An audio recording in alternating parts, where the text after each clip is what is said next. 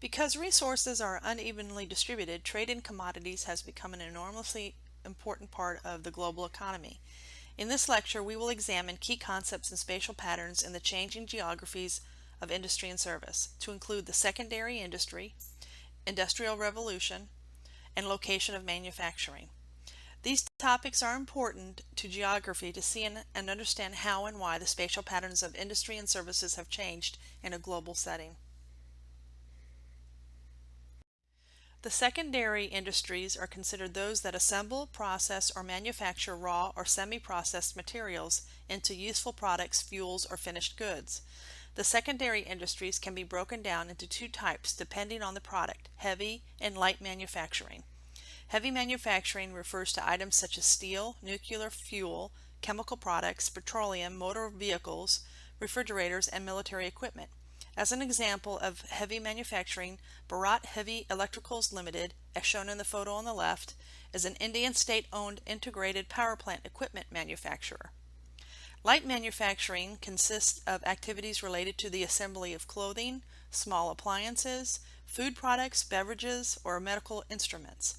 As an example of light manufacturing, the workers in the photo on the right are making clothing in a factory in China, often at low wages.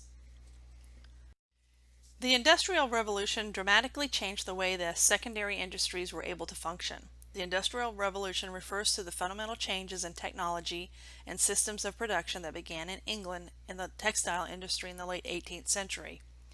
During the Industrial Revolution, factories replaced cottage industries, where most small-scale craft production of ceramics, cloth, and metal goods were made by members of a household or community. The Industrial Revolution then spread to other parts of the world, but in phases and highly uneven. This uneven diffusion contributed to core periphery patterns of development that are seen today. The table shows that when the Industrial Revolution began to unfold, household, cottage, and craft industries generated most of the manufactured goods, which then spread in core countries, and mechanization transformed the scale and system of production. Manufacturing in the countries of the periphery declined. The graph compares GDP per capita, often used to gauge the level of industrialization in a country, for core and periphery countries before and after the Industrial Revolution.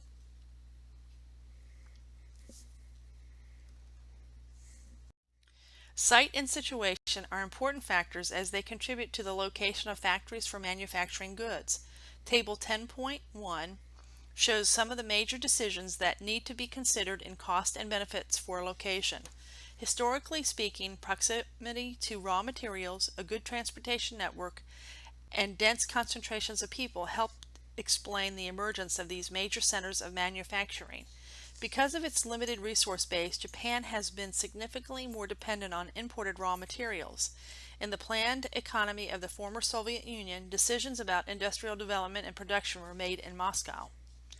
Agglomeration, which is a spatial clustering of people and economic activities, especially industries that are related or interdependent, in a place, is also another important factor to consider with the location of a manufacturing plant or firm. Especially important are when firms locate in strategic places to take advantage of large labor pools, suppliers nearby, etc. These cost savings benefits are called agglomeration economies. While certain costs create agglomeration diseconomies, such as an increase in taxes or transportation costs due to its specific location, the map shows the major manufacturing centers that developed in the core countries. Please pause the video and answer the following. Describe why site, situation, and agglomeration are important to a manufacturing location. In your own words, using the text as a guide, be thorough and specific in your answer.